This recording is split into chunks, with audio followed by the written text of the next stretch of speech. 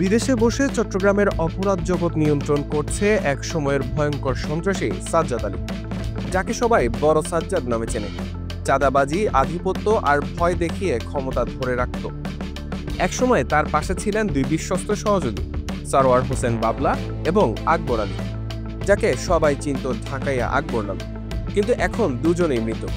অভিযোগ উঠছে প্রতিপক্ষ হয়ে ওঠায় নিজেরই দুই শিষ্যকে হত্যা করেছেন সাজ্জাদ।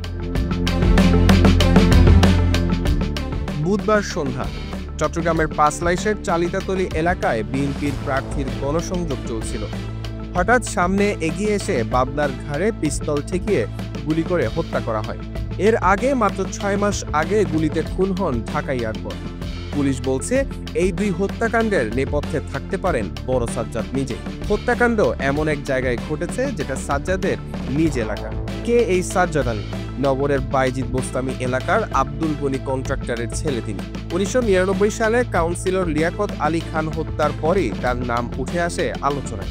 আর 2000 সালের এইচ মার্ডার তথা 8 জন ছাত্রলীগ নেতাকর্মীকে ব্রাশ ফায়ারের মাধ্যমে হত্যা করা হয়।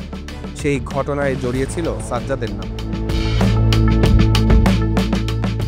2004 সালে জামিনে বেরিয়ে সাজ্জাদ বিদেশে পালিয়ে যান, কিন্তু বিদেশে থেকেও মুঠোফোনে নির্দেশ দেন তার বাহিনীকে। পুলিশ বলছে বড় সাজ্জাদের বাহিনীতে এখনো অন্তত 25 জন সক্রিয় সন্ত্রাসী আছে।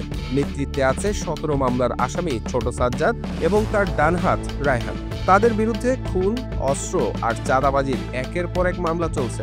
চাঁদা না পেলে গুলি, এটি সাজ্জাদ বাহিনীর নিয়ম। গত আগস্টে চাঁদগাঁও এলাকায় ব্যবসায়ী ইউনুসকে বাসায় ঢুকে গুলি করা হয়। এরপর হাটহাজারীতে এক ইটভাটা মালিকের বাড়ি লক্ষ্য করে গুলি ছোড়া হয়। দুই ঘটনাতেই সাজ্জাদের নাম উঠে আসে। বিদেশে পলাতক সাজ্জাদ অবশ্য সব অভিযোগ অস্বীকার করেছেন। তিনি বলেন তার নাম ভাঙিয়ে অন্যরা এসব করছে। কিন্তু প্রশ্ন থেকেই যায়, বিদেশে বসে কিভাবে চট্টগ্রামের রাস্তা এখনো প্রবল প্রভাব বিস্তার করে আছেন বড় সাজ্জাদ। চট্টগ্রামের মানুষ আজও আতঙ্কে থাকেন, কারণ তারা জানেন সাজ্জাদ আলী হয়তো বিদেশে, কিন্তু তার ভয় ছড়িয়ে আছে পুরো চট্টগ্রামে। পতাকা নিউজ, চট্টগ্রাম।